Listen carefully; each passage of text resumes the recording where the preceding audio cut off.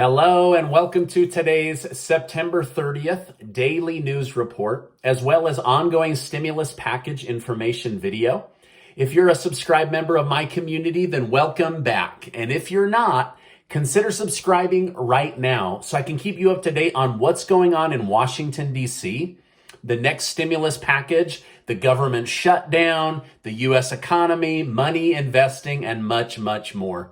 You guys, there's so much going on in Washington, D.C., so I'm going to keep you in the loop in as short a video as I can. All right, now, this is your last reminder, the $10,000 giveaway that Casey and I are doing with 53 winners. That ends tonight. It's over, right? So go get your name in and your email, and the winners are going to be chosen randomly. And they will be alerted that they have won via the email you used to register to be one of the winners. So you'll be getting an email letting you know that you've won. By the way, I just want to say thank you guys so much for giving these videos a like. I really appreciate it, and I love bringing you guys the news. All right, now, there are two sides to every story, and apparently two sides to Senator Joe Manchin.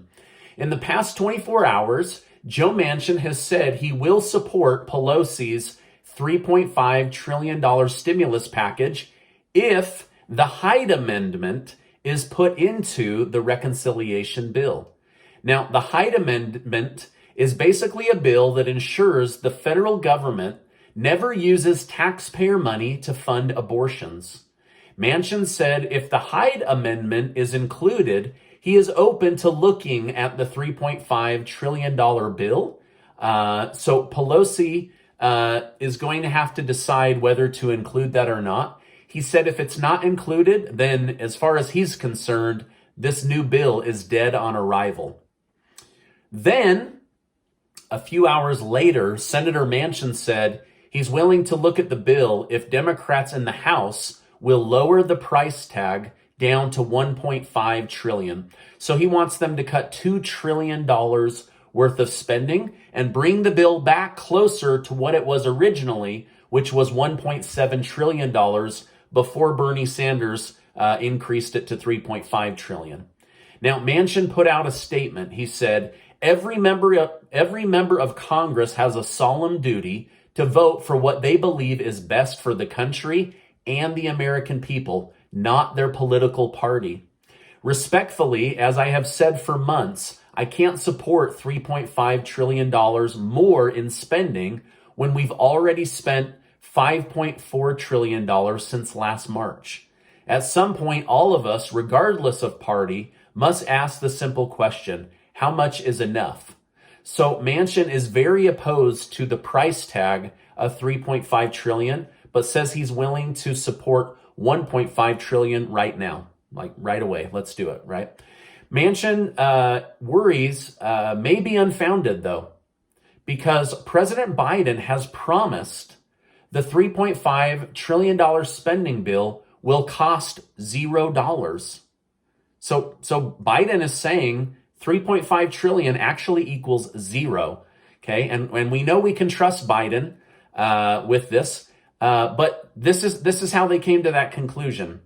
They're saying that the $3.5 trillion will cost $0 because they're going to heavily tax the wealthy and big businesses and make them pay for the bill.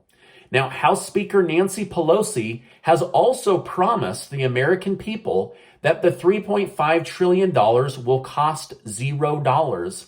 And we know this is true because she looked over President Biden's shoulder at his note card. So we know that these two leaders believe what they are saying. Now, let me get into the real math because it paints a very different picture, and I believe you should be aware of this. According to the Committee for a Responsible Federal Budget, a watchdog group, the CRFB, the $3.5 trillion spending bill will actually cost $5.5 trillion. So it's actually $2 trillion higher than what President Biden and Nancy Pelosi are saying. They have shown that Democrat leaders have projected most of the programs they want out for 10 years.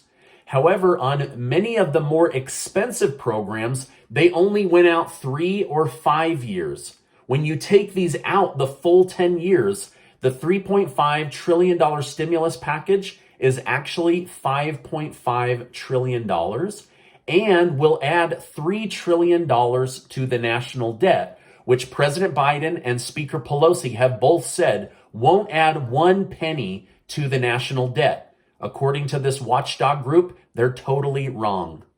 Now, even the Washington Post today, and they lean very left and they love Joe Biden, they gave him 2 Pinocchios for lying to the American people about the math and the dollar amount. When Press Secretary Jen Psaki was asked about these math errors, she said the reconciliation package will cost $0. So White House Press Secretary Psaki is sticking to Biden's word, even though they've been proven to be misleading the American public. Now, later today, House Speaker Pelosi is going to keep a promise and vote on the $1.2 trillion infrastructure bill.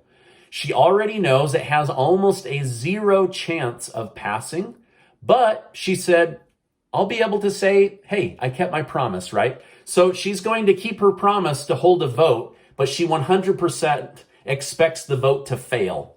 All right. Now, by the way, last night I called Senator Manchin's office late last night and left a voicemail.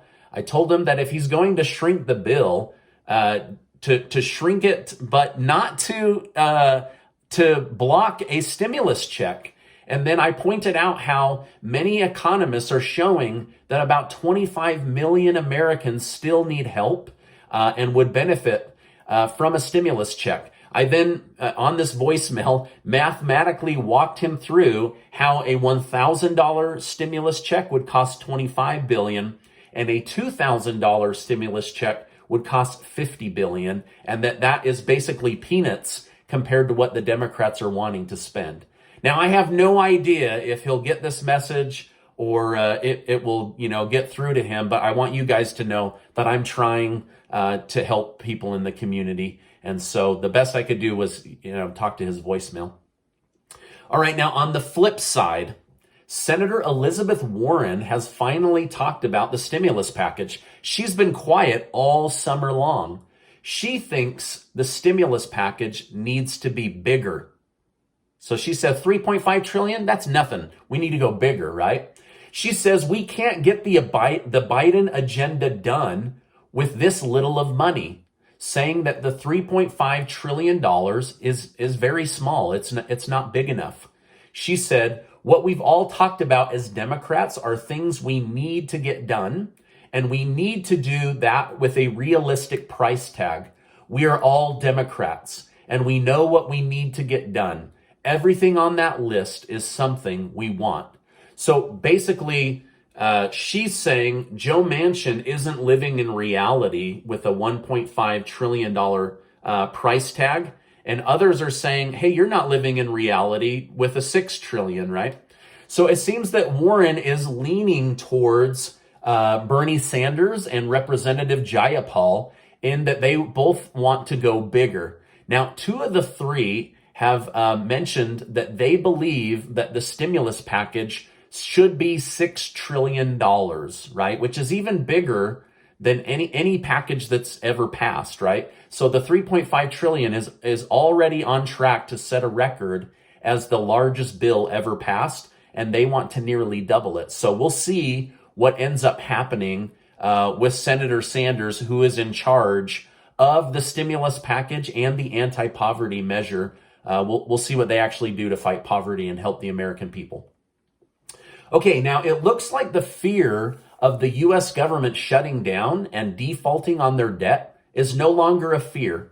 Today, Schumer and Pelosi, with the blessing and support of Mitch McConnell and many other Republicans, have agreed to a continuing resolution measure where the government will temporarily fund itself through the month of December. Now, if you remember, this exact same thing happened last year at this same time. I've had a lot of people saying, oh, they're going to shut down. I'm so afraid. And it's not that I wasn't afraid, but I've seen this so many times, and we all lived through this exactly 1 year ago today. So they've done a CR, continuing resolution, and they will fund the government through the month of December.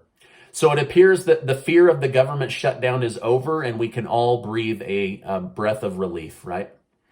All right, now I personally think that this was a smart move. Trying to pass the physical infrastructure, the stimulus package, and fund the U.S. government was just too many things on these people in Congress's plate. So hopefully by removing that, they can get focused on getting one or both of these two spending bills passed. All right, now as President Biden sinks in the polls, Vice President Kamala Harris is rising. Now, that doesn't usually happen. They usually both go down, or the president is higher.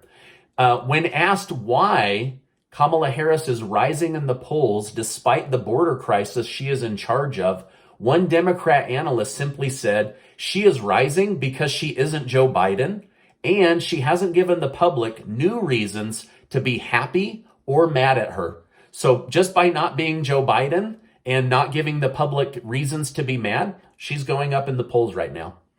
Now, one Democrat election specialist is predicting that Vice President Harris will be used more than President Joe Biden to help Democrats fight to maintain seats in the House and the Senate in the upcoming election cycle.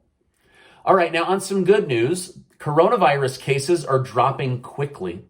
Also, a new report showed that kids not being in school as much has lowered the amount of teenagers that are smoking and vaping. So that's good, right?